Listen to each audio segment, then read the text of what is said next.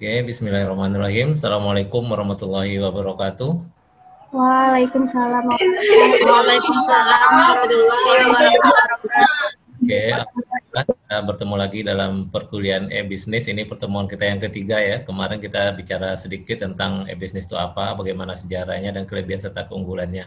Nah, hari ini kita akan lanjutkan tentang bagaimana membangun e-bisnis itu atau membangun usaha kita secara online.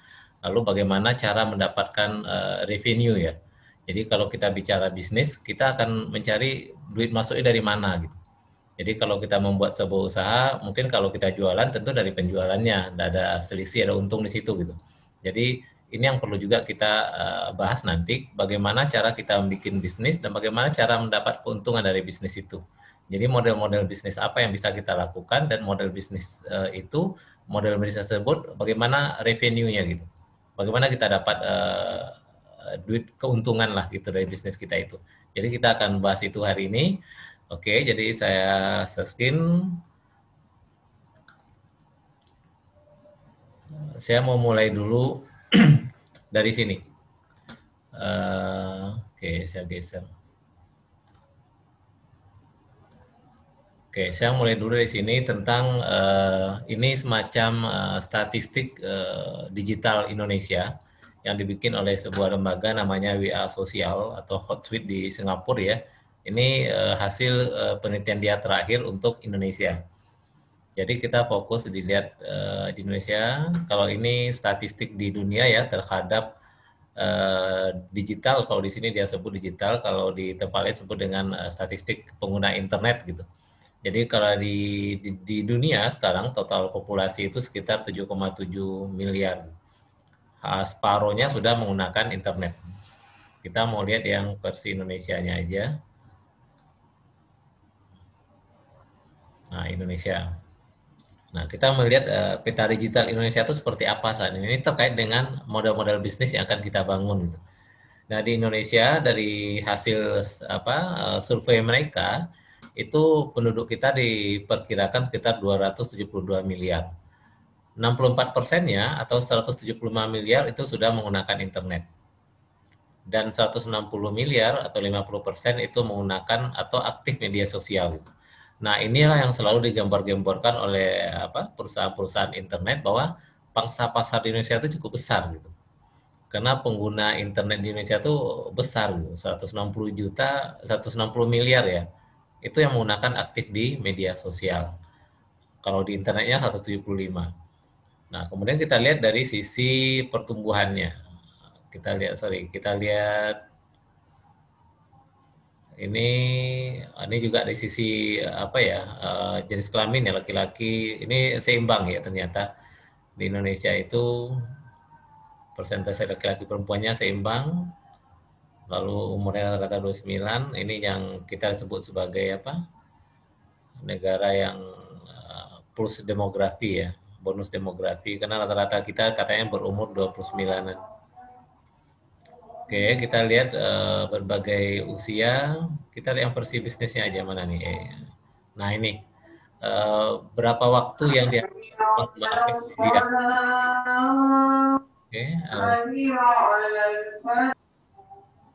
Oke, ini yang menghabiskan waktu menggunakan internet.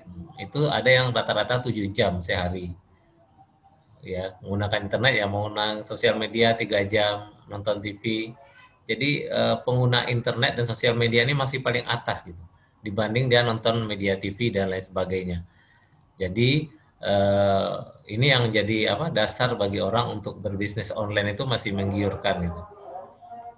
Nah, kita lihat penggunaan internet.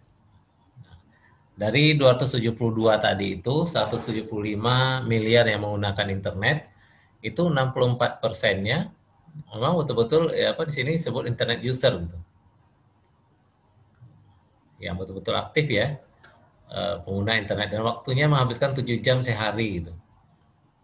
Bayangkan 7 jam sehari di internet itu kan, jadi itu potensi yang sangat besar. Lalu di sisi perangkat mobile juga sangat tinggi gitu penggunanya. Bayangkan di sini dari 172 tadi ya, jadi sini sudah 98%-nya gitu. Sampai internet user sangat tinggi. dan banyak lagi yang lain. Jadi saya cuma mau melihatkan bahwa potensi-potensi bisnis di e-commerce di bidang online itu sangat-sangat tinggi. Lalu kita lihat dari sisi penggunaan device-nya, menggunakan handphone, menggunakan laptop, tablet, ternyata handphone masih menguasai. Jadi perangkat mobile itu betul-betul sudah menjadi hal yang penting ya dimiliki semua orang gitu. Lalu apa website yang paling banyak dikunjungi? Nah ini kan jadi dasar Google, YouTube, Facebook. Ini di Indonesia ya, Tribunnews, Detik.com. Lalu kita lihat aplikasinya apa lagi ya? Kita lihat aplikasi kalau online ini masih nonton yang banyak YouTube ya. Oke, kita mau lihat dari sisi ini gaming, smart home device. Oke, social media use nih. Kita lihat di sini yang paling banyak ini ada warna merah. Coba lihat di warna merah. Mana ya apa ya? Female sama male ya.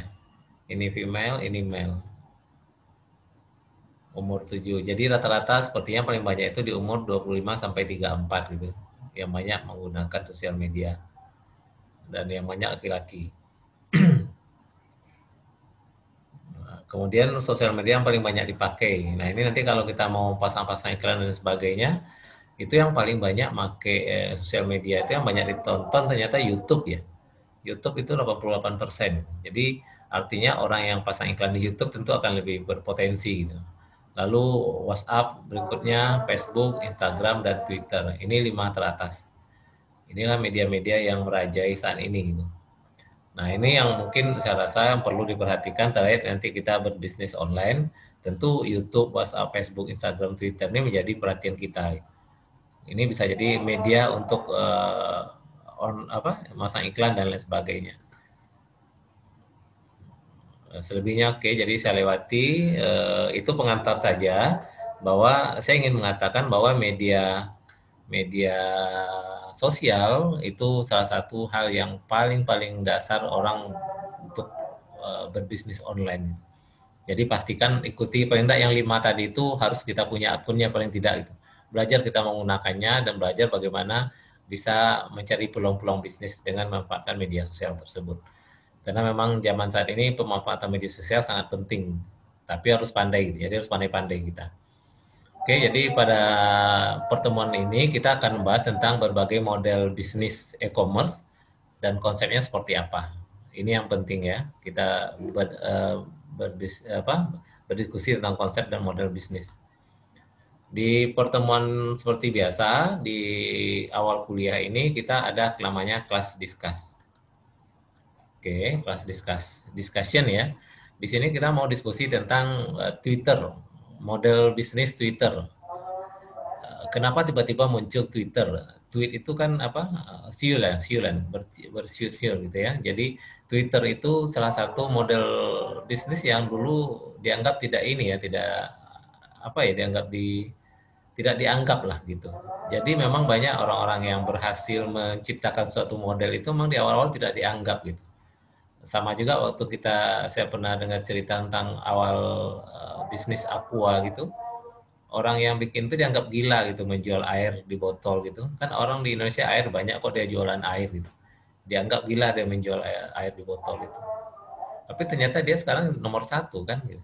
Jadi memang memulai sesuatu itu memang kita bisa jadi kita dianggap gila terus sebagainya, tapi itulah kita dalam proses kita gitu. Nah, Twitter ini model bisnisnya seperti apa? Dia kan termasuk ke dalam sosial microblogging lah gitu ya, media sosial untuk blog, tapi hanya sekedar mengirim 148 karakter gitu.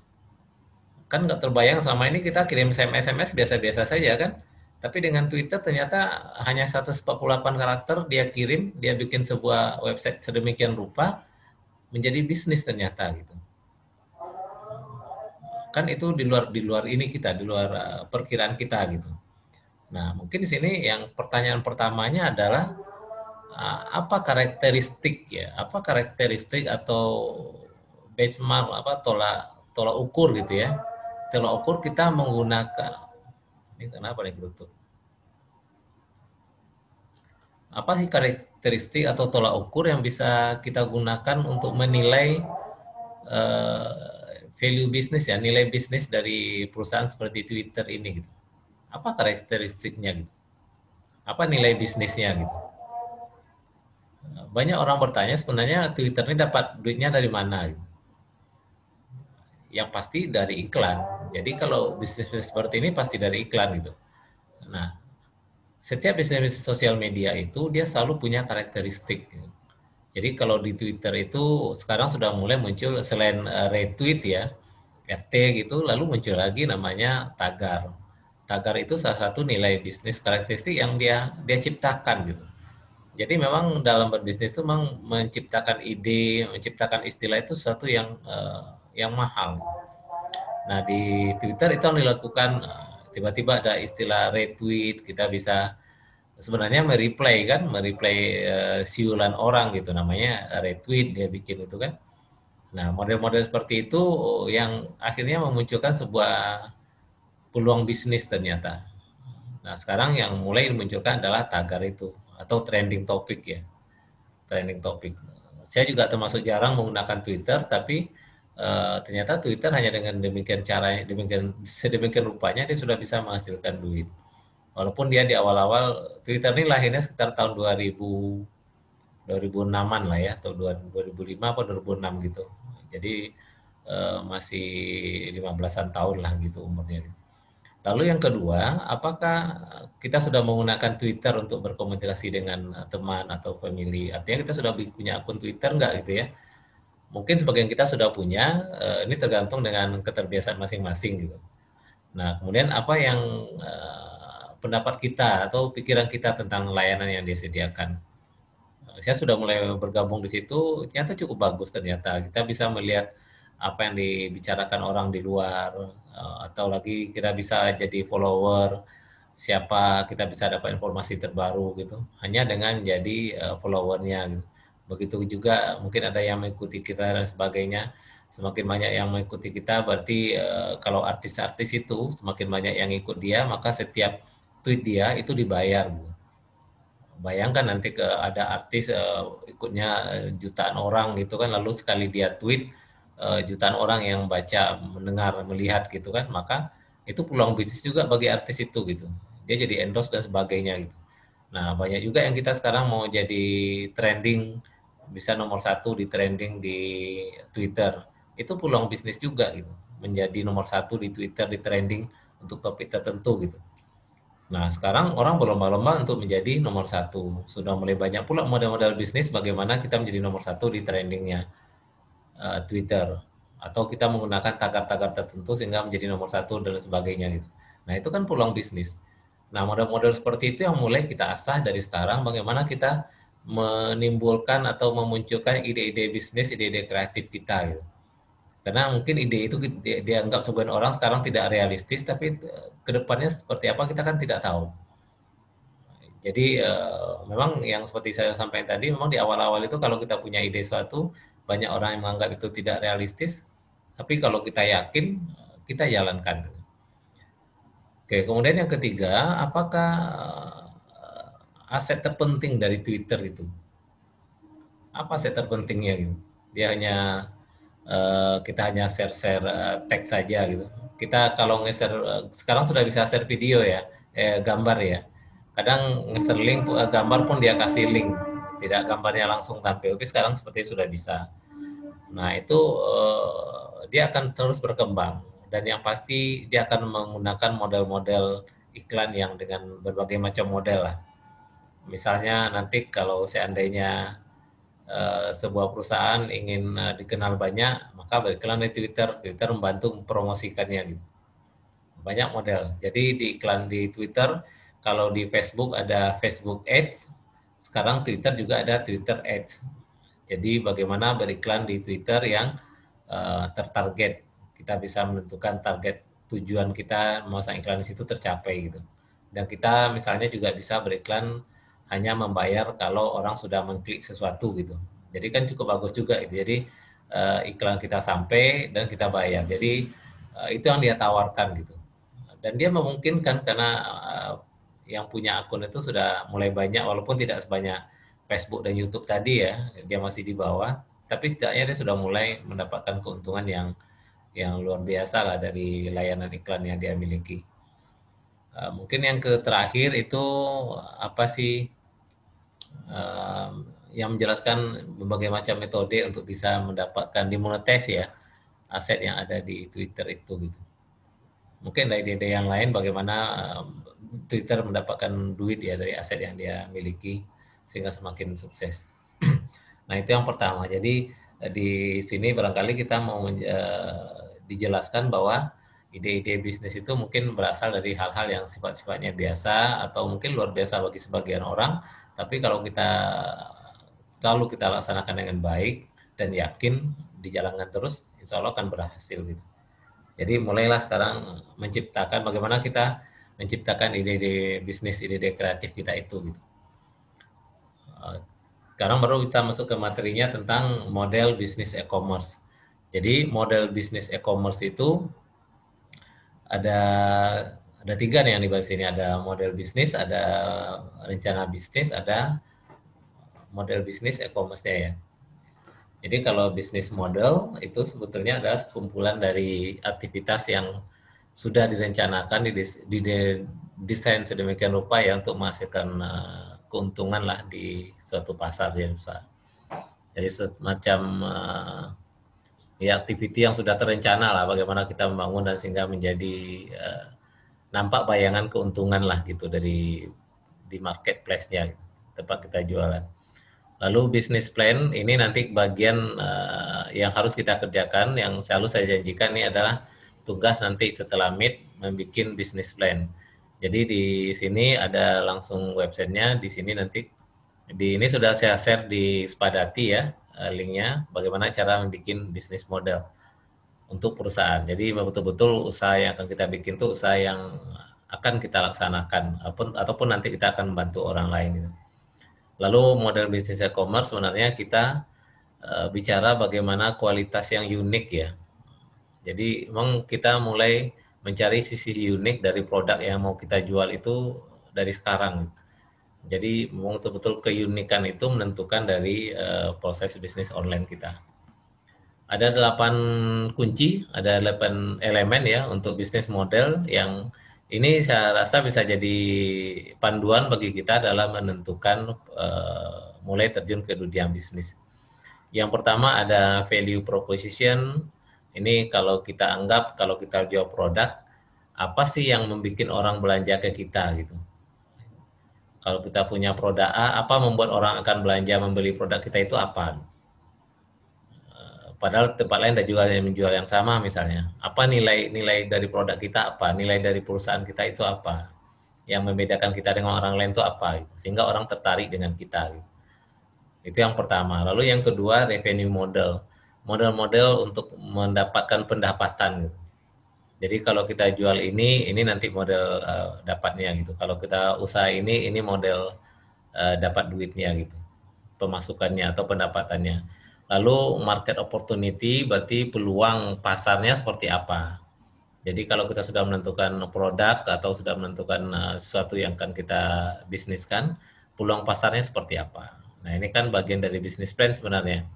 Lalu lingkungannya kompetitif atau tidak gitu. Jangan-jangan nanti di situ hanya atau banyak gitu kan, banyak di situ nyata semakin kita tidak bisa misal bersaing di situ atau bisa jadi hanya kita saja gitu. Jadi lingkungan itu juga menentukan di mana kita jualan.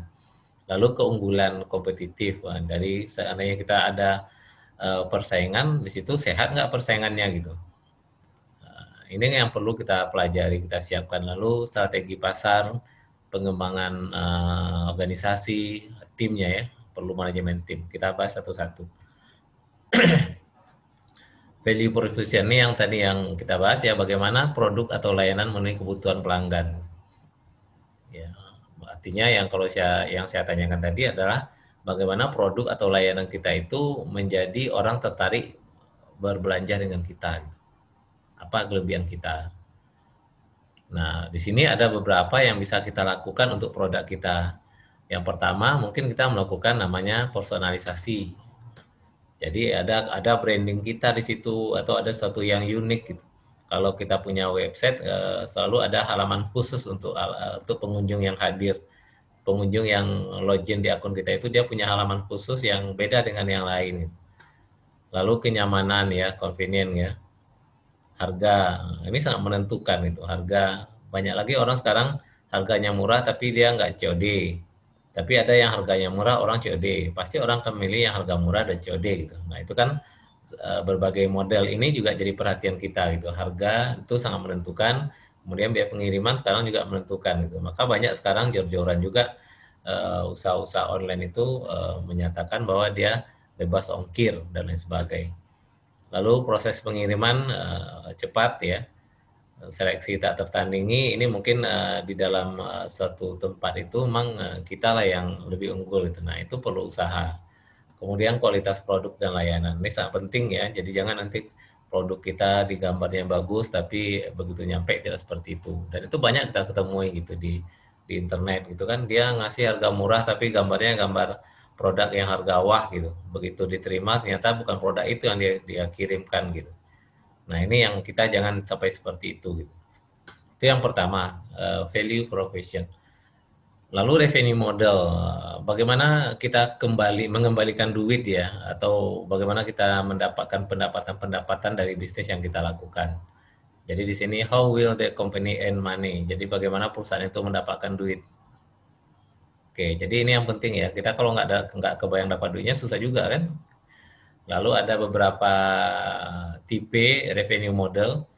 Misalnya kalau kayak di Facebook, di Instagram atau lain sebagainya itu dia menggunakan model iklan. Ya, jadi Facebook, Instagram, Twitter kita tadi ya. Yang paling besar itu ada di iklan. Masuk di Google juga kan, iklan juga yang banyak gitu. Jadi iklan itu ternyata yang menjadi nilai jualnya. Maka dia bikin lagi yang tadi saya sampaikan ada Facebook advertising ya, ada Twitter ad gitu kan. Di Google juga ada Google AdSense gitu kan, banyak. Itu model-model bisnis yang dia tawarkan dan memang ada yang beruntung juga kita mengikuti dia itu. Jadi dia tawarkan semacam simbiosis mutualisme lah, saling menguntungkan. Nah, itu perlu dipahami gitu kan. Facebook itu kan tidak membatasi berapa yang kayak YouTube misalnya kan. Kita mengupload berapapun nggak dia batasi gitu. Nah, misalnya sekarang saya lagi mengupload sekitar 1 gigaan, dia nggak batasi gitu. Bayangkan berapa servernya gitu kan, tentu dia butuh duit dan dana itu ya dari model iklan-iklan ini gitu. Lalu ada juga model pendapatan itu dari subscription, jadi kita menjadi berlangganan lah gitu. Misalnya antivirus, kita berlangganan tiap bulan kita dapat update terbaru gitu kan. Atau koran, sekarang sudah mulai ada kan koran-koran yang digitalnya, untuk kita bisa dapat versi digitalnya kita jadi member, kita bayar sekian per bulan. Jadi langganan korannya koran digital tapi bayarnya bayarnya secara online ya, secara langsung kita bayar gitu, nggak dapat versi cetaknya gitu. Jadi kita berlangganan versi digitalnya gitu. Nah, itu juga model bisnis ya. Beberapa juga ada yang biasa membuat karya tulis yang bermutu lah kira-kira seperti itu. Jadi setiap orang yang mau jadi anggotanya dia harus bayar gitu. Nah, itu bisa saja kita lakukan gitu kan. Lalu juga transaksi fee, model mendapatkan fee dari transaksi. Yaitu kita mendapat persentase dari menjual produk. Itu yang kayak reseller gitu bisa juga. Kita jadi menjual produk orang, begitu laku kita dapat fee sekian persen gitu. Nah, itu modelnya transaction fee. Setiap transaksi kita dapat fee-nya. Nah, beberapa bank itu menggunakan hal itu gitu. Jadi beberapa orang yang bekerja dengan bank, dia berapa transaksi yang terjadi, maka dia dapat seperti itu. Misalnya kita membayar listrik, yang menyediakan semuanya kan bank gitu. Jadi bank nanti dapat fee. Begitu kita membayar di situ, dia dapat fee misalnya 2.000 gitu kan. Kalau yang melakukan itu jutaan orang kan banyak juga duitnya gitu. Walaupun 2.000 dia kumpulin kan, tapi yang daftar kan banyak, yang menggunakan jasa itu kan banyak gitu. Nah, itu model-model transaction fee gitu. Dia mendapatkan itu. Pernah juga saya ceritakan bahwa misalnya kita menyediakan jasa antrian, membuat aplikasi antrian di rumah sakit gitu. Kita dapat fee setiap orang menggunakan itu gitu. Jadi ada kerjasama kita dengan rumah sakit membuat sistem antrian. Gitu. Nah bisa jadi seperti itu. Lalu berikutnya adalah model pendapatan dari penjualan. Ini biasa ya, kalau kita jualan berarti kan ada keuntungan di situ. Lalu afiliasi. Nah afiliasi ini juga cara mudah juga kita berbisnis ya. Kita menjual produk orang, lalu kita mendapat fee di situ.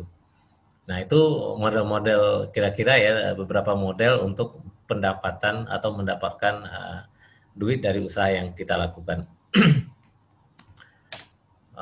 Ini satu lagi insight on society ya, Foursquare. Foursquare, check your privacy at the door. Foursquare adalah salah satu mungkin aplikasi yang berbasis lokasi gitu. Jadi Foursquare-nya aplikasi mungkin di Indonesia kayak tidak terlalu tidak terlalu banyak peminat atau mungkin karena tidak terlalu tersebut gitu ya. Tapi bisa coba silakan Foursquare ini karena masalah terbesar di Foursquare ini adalah dia masalah privasi. Karena di aplikasi ini kita terkait dengan mengaktifkan fitur lokasi kita gitu.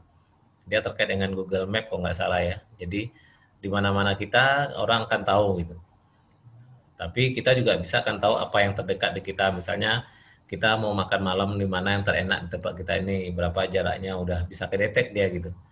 Kita mau makan malam hari ini di mana tempat makan malam, maka akan dia kasih beberapa alternatif yang jaraknya dari posisi kita. Nah, Foursquare masalah besarnya adalah masalah privasi, karena di situ lokasi kita akan diketahui orang gitu kan. Nah, apa sih yang dapat, what revenue model does Foursquare use? Apa model revenue ya, pendapatan dari yang digunakan oleh Foursquare itu? Pasti iklan. Ya, pasti iklan yang dia gunakan gitu. Karena orang bisa jadi misalnya dia bekerjasama sama kayak Gojek, GoFood sekarang kan beberapa toko-toko itu bekerjasama dengan mereka gitu. Nah, akan model seperti itu gitu. Jadi artinya kita di tempat kita itu kalau kita lagi ke jalan mana atau ke kota mana kita aktifkan, kita bisa lihat tempat makan yang ini, lokasi yang apa gitu kan. Semuanya bisa di Foursquare. Jadi dia berdasarkan lokasi. Nah, kira-kira apalagi model bisnis yang bisa kita sarankan lah untuk dia gitu selain dari iklan. Lalu apakah privasi masalah yang sangat-sangat ini ya, yang sangat menjadi perhatian lah untuk aplikasi-aplikasi yang berbasis lokasi itu ini ya. Jadi privasi betul-betul menjadi barang yang berharga saat ini. Jadi saya juga menyarankan hati-hati kita dalam menggunakan media sosial. Jangan privasi kita umbar-umbar betul ya. Kalau kita belum siap dengan itu, maka kita jaga-jaga saja. Jadi jangan terlalu diumbar-umbar hal yang sifatnya privasi kita ke media sosial. Nah, ini yang nomor 3 nih yang berat mungkin ya. Haruskah perusahaan bisnis ya diizinkan untuk menelpon selpon? Nah, ini ya. Banyak kita misalnya bukan nelpon, mungkin SMS ya. Kita jalan dekat-dekat sebuah kantor, tiba-tiba datang aja SMS gitu. Promo ini, promo itu ke kita gitu. Nah, itu sebenarnya melanggar aturan nggak gitu. Kita kan nggak minta dikirimi SMS dari mereka gitu. Tiba-tiba masuk aja SMS lagi promo ini, promo itu, bawa ini ke dia gitu kan, bukti ini gitu. Kita dapat promo gitu. Nah, itu sebenarnya boleh nggak gitu. Nah, itu kan terkait dengan privasi kita tadi gitu. Kita tidak pernah meminta dikirimkan seperti itu, tapi kok tiba-tiba aja kita dapat. Padahal kita nggak pernah ngasih nomor telepon kita gitu kan. Nah, apakah perusahaan seperti itu, kalau di sini diizinkan nggak untuk menelpon cellphone ya, smartphone kita gitu. Hanya dia untuk dengan pesan-pesan iklannya. Nah, ini kan jadi salah satu yang bagian dari privasi. Nah, aplikasi Foursquare, aplikasi yang berbasis lokasi, dan ini akan selalu disebut dengan beratnya di privasi. Jadi pasti di situ dia akan selalu kendala. Tapi sekarang makanya tidak berkembang dengan seperti yang lain ya, karena aplikasinya bagus tapi karena privasi orang terbawa di aplikasinya, itu yang membuat belum semua orang banyak tertarik menggunakannya. Oke, itu Foursquare. Jadi nanti silakan aja dicoba diinstal gitu kan Foursquare, tapi hati-hati. Kemudian yang ketiga dari 8 tadi itu peluang ya, peluang pasar. Market opportunity, peluang pasarnya. Ada istilah market space. Market space itu ibaratnya kita di marketplace itu space kita itu bagaimana gitu ya. Kita jualan di tempat itu bagaimana kira-kira. Jadi kalau di sebuah pasar lalu kita jualan di situ kira-kira menguntungkan nggak, tidak? Ada peluangnya tidak gitu. Kalau di sini disebut dengan area of actual. Jadi market space itu area yang betul-betul berpotensi komersial gitu. Ada nggak nilai-nilai itu di situ gitu. Jadi kalau kita membangun ikut di sebuah pasar, kita ingin ikut serta di dalamnya, kira-kira potensialnya itu ada nggak gitu. Kita mendapatkan keuntungan di situ ada nggak. Jadi betul ini kita cek dulu. Lalu peluang pasarnya realistis nggak gitu. Jadi kita harus menentukan revenue-nya, model potensial revenue-nya ya. Kemungkinan kita dapat duit untung itu dari istilahnya kalau di sini ceruk apa ya? Ceruk pasar apa istilahnya ya. Jadi ada bagian-bagian yang kita dari banyak peluang itu ada yang bisa kita masuk gitu. Yang bisa kita bisa maksimalkan, kita bisa berbisnis di situ gitu. Ada semacam harapan gitu. Nah, kemudian di bawah juga disebutkan bahwa peluang pasar itu biasanya dibagi menjadi semakin kecil ya, peluang-peluang kecil-kecil gitu. Nah, kita melihat di situ ada nggak peluang kita gitu. Oke, itu yang ketiga. Yang keempat, masalah lingkungan yang kompetitif. Nah, banyak di beberapa perusahaan atau beberapa pasar, di situ sudah banyak orang jualan, misalnya ikut di marketplace Lazada misalnya ya, atau yang lain itu. Kita mau jualan baju, di situ sudah banyak orang jualan baju gitu. Nah, kira-kira kompetitif nggak kita dengan teman-teman yang sudah ada di situ gitu. Kalau kita ternyata tidak seperti yang sudah ada di situ, tentu kita akan kalah saing gitu. Maka kompetitif kita itu kita ukur juga, bisa nggak kita berkompetisi di lingkungan itu, di lingkungan tempat kita berbisnis itu gitu. Nah ini misalnya kan beberapa perusahaan yang lain menjual produk yang sama gitu di tempat kita jualan itu gitu. Nah ini kan jadi perhatian kita gitu. Kalau kita jualan produk dengan orang sudah menjual di sana, kira-kira potensi kita bagaimana, peluang kita ada nggak gitu. Lalu juga kita pikirkan begitu kita sudah jualan, nanti ada orang yang datang, pendatang baru gitu. Orang pendatang baru ke market, ke produk kita, ke pasar yang sama-sama kita jualan itu misalnya. Di suatu marketplace misalnya. Atau nanti ada nggak produk pengganti? Yang kita jual produk A, ternyata ada yang jual produk B yang fungsinya hampir sama dengan produk kita gitu. Nah ini juga jadi perhatian kita gitu. Lalu juga terkait dengan kekuatan dari pelanggan dan supplier. Jadi ini terkait dengan bagaimana kita melayani konsumer dan supplier kita yang masuk produk ke kita gitu. Oke, kemudian apa yang mempengaruhi kompetitif itu? Kompetisi di lingkungan itu dipengaruhi oleh di sini ada 4 hal. Yang pertama masalah jumlah dan ukuran dari kompetitor yang aktif. Jadi saingan kita itu levelnya seperti apa? Apakah dia kalau kita kelasnya kecil dia menengah gitu kan? Atau kita menengah dia lebih besar lagi daripada kita gitu. Dan mereka aktif gitu. Nah ini akan mempengaruhi gitu. Jadi akan mempengaruhi bagaimana kompetitif dari lingkungan. Kemudian setiap kompetitor biasanya sudah punya pangsa pasarnya, ada market share-nya masing-masing. Tapi kalau produknya hampir sama, ini pasti akan mengiris juga sih pelanggan-pelanggan mungkin yang sama kita. Lalu yang juga mempengaruhi adalah nanti keuntungan dari para kompetitor atau harga dari para kompetitor, harga produknya ya. Semakin banyak keuntungan atau semakin harga lebih mahal atau lebih murah, itu akan mempengaruhi nanti di dalam sebuah lingkungan yang bisnis kita. Lalu yang kelima itu keunggulan dari persaingan ini, kompetitif ini. Ini ada katanya keunggulan spesial dari sebuah perusahaan. Apa sih keunggulan spesial perusahaan? Dia bisa jadi superior, paling di atas, atau dia produknya murah gitu. Jadi produknya bisa paling mahal atau lebih murah daripada kompetitor.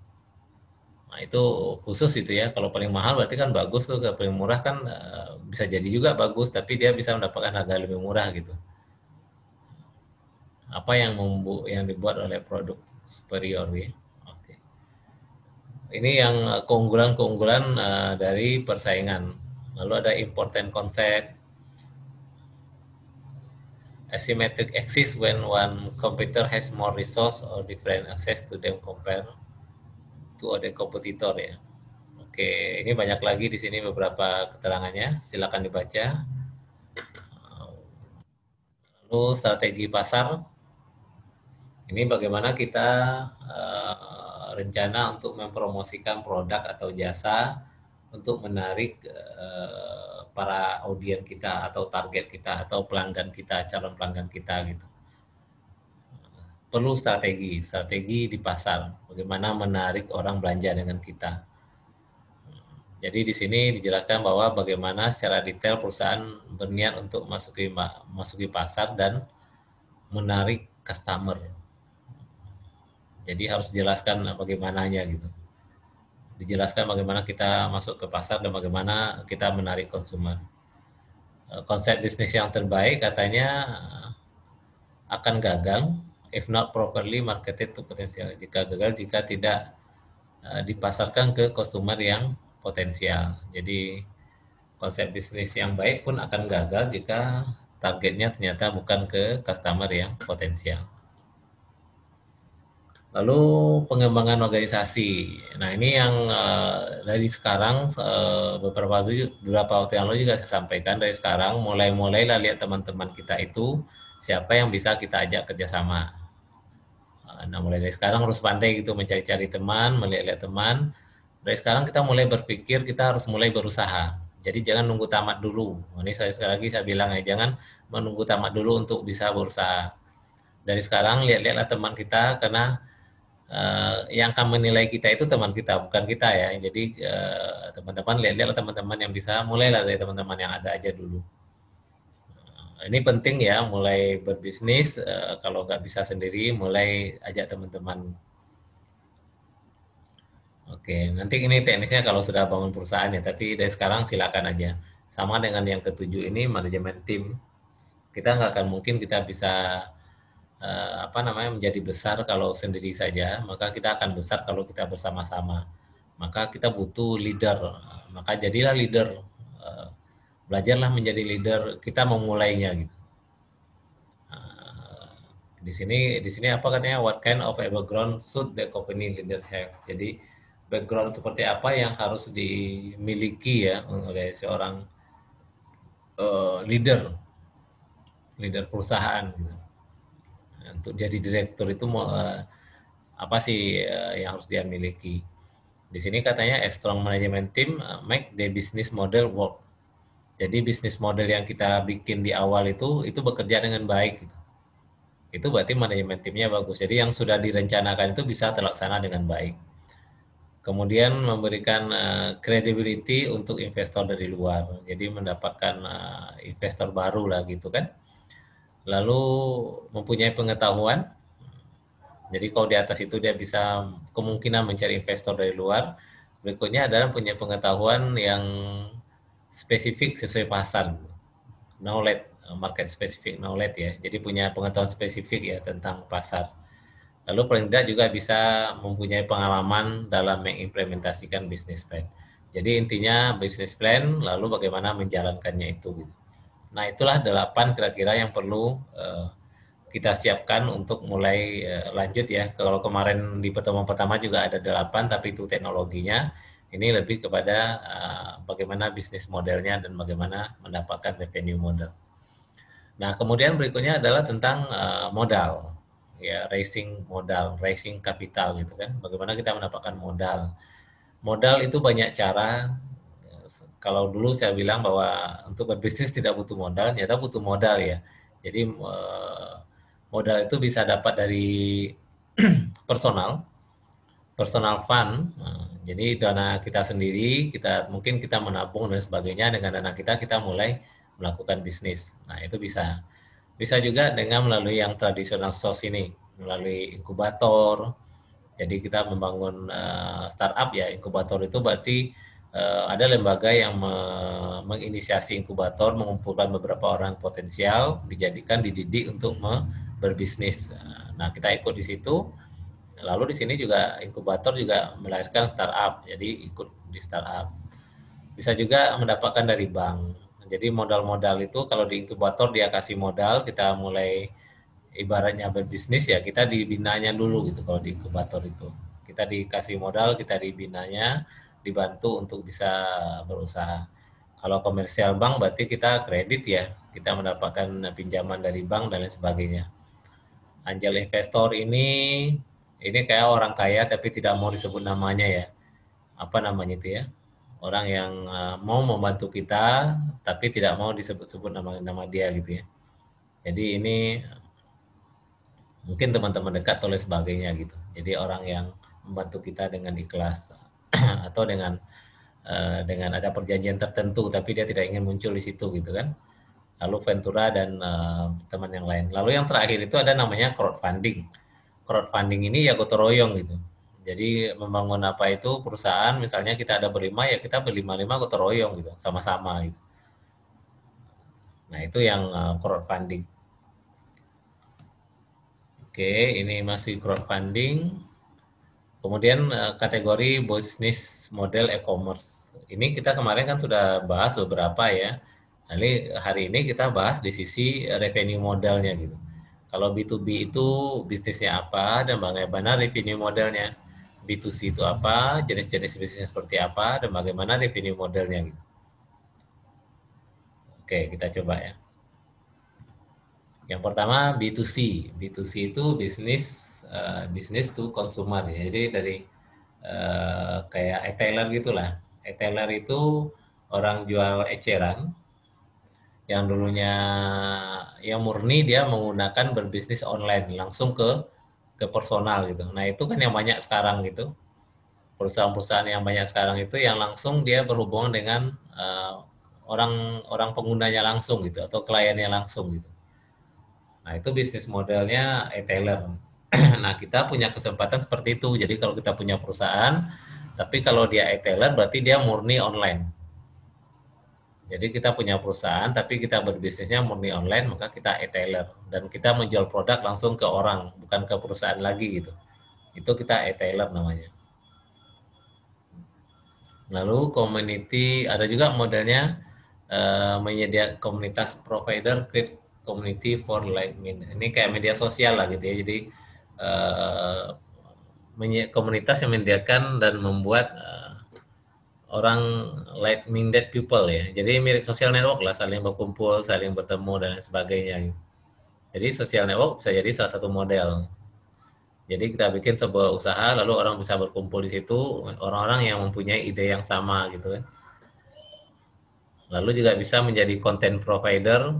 Kalau di YouTube ada content creator namanya, itu kan model-model yang bisa kita lakukan juga.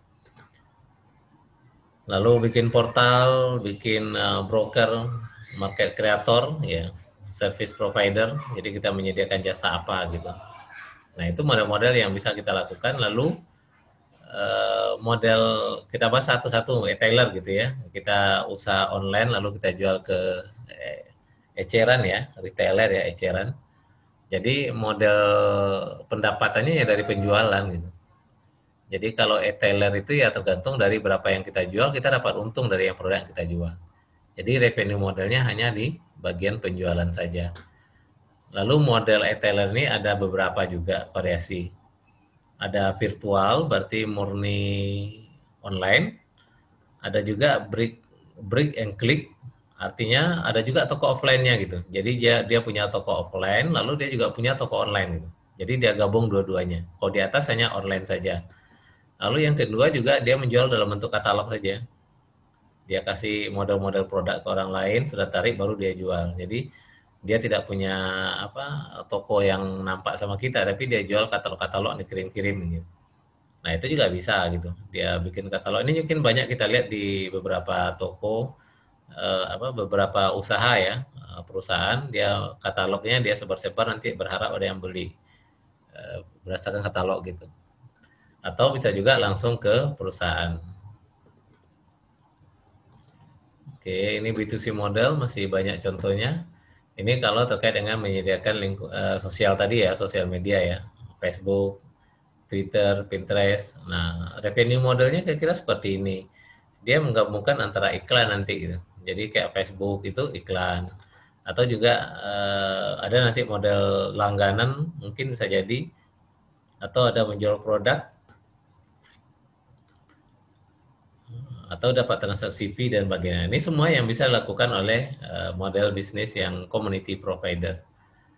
Content provider modelnya banyak lagi ya, misalnya jualan berita digital konten ya, musik, video, teks, kerjaan seni, artwork. Nah modelnya bisa dalam bentuk subscription ya, jadi berupa pelanggan atau bayar per download. Nah ini ada juga nih, kita jual sebuah lagu atau musik tertentu, orang belinya per download gitu. Jadi sekali download sekian. Atau iklan, atau bisa juga afiliasi referral ya. Oke, ini Battle of Titan ya, musik in the cloud. Oke, kita lewati saja. Lalu kita beralih ke B2C, portal. Ini kalau kita bikin website portal gitu, apa yang bisa kita dapatkan di situ? Ya, kita bisa dapatkan apanya dari iklan. Tentu portal kita harus banyak pengunjungnya gitu kan. Lalu mungkin kita sediakan fitur referral fee. Jadi semakin banyak orang bantu kita menyebarkan web kita kasih duit dia gitu.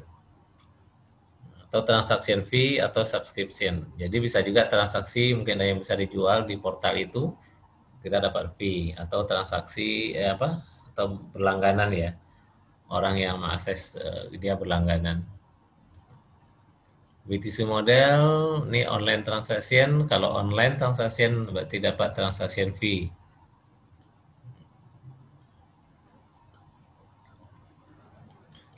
Oke, B2C. Oke, rata-rata seperti itu ya model revenue-nya. Ini contoh online service ya, kayak Google, Gmail, kan itu kan gratis semua gitu. Dari mana dia dapat duit? Dari penjualan jasa. Nanti kan ada yang berbayar, atau jadi langganan, atau iklan, atau penjualan dari data ya. Jadi dia jualan save of marketing data ya, data pemasaran. Lalu B2B, kalau tadi B2C, B2B, berarti business to business, berarti ada dua perusahaan yang saling berbisnis gitu. Ada banyak modelnya juga, ada version of retail and wholesale. Jadi kalau business to business berarti dia adalah wholesale ya, grosiran bicaranya. Jadi toko grosiran. Kalau tadi kita bicara tailor, eceran gitu. Kalau B2B bicara grosir.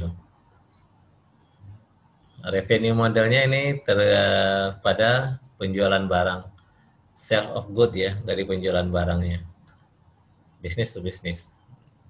Jadi fokusnya di penjualan barang.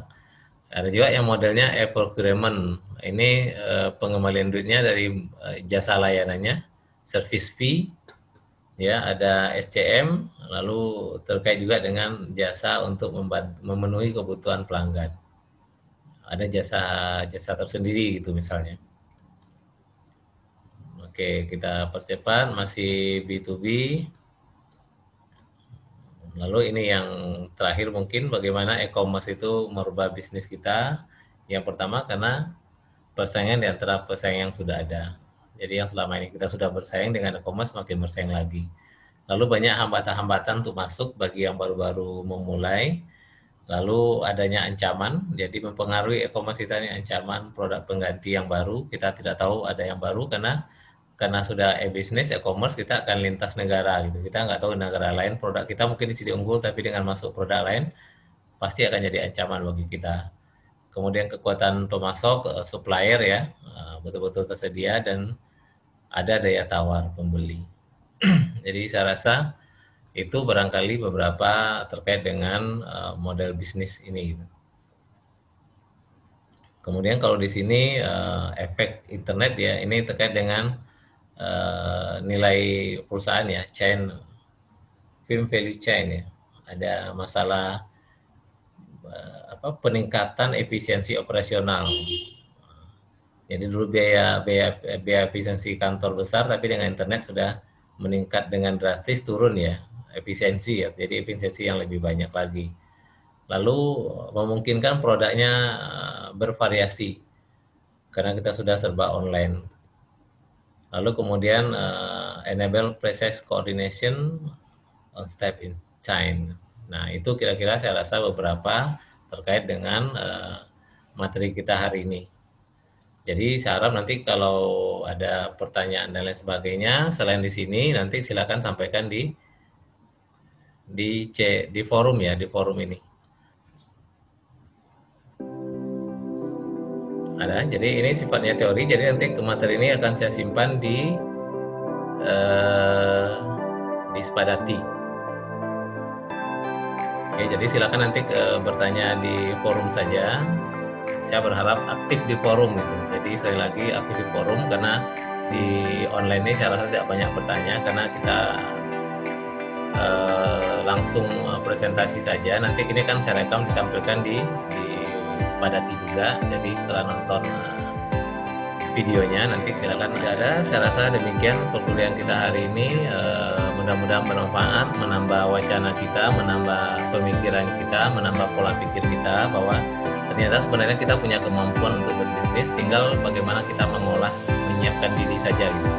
Jadi bisnis online butuh kita asah. Jadi tidak ada orang yang tiba-tiba dapat ide bisnis begitu saja. Jadi butuh waktu, silakan cari-cari di internet, belajar di internet. Silakanlah ikut-ikut model-model bisnis apa di internet, dipelajari sambil kita belajar. Jadi tidak mungkin orang bisa langsung tanpa belajar. Saya juga sampai sekarang kadang-kadang masih ikuti juga beberapa internet marketing gitu. Tujuannya untuk belajar juga gitu. Banyak hal yang belum kita ketahui, mungkin ada orang-orang lain yang sudah belajar duluan dari kita. Jadi kita belajar. Oke, saya rasa demikian pertemuan kita kali ini. Terima kasih banyak. Mohon maaf. Assalamualaikum warahmatullahi wabarakatuh.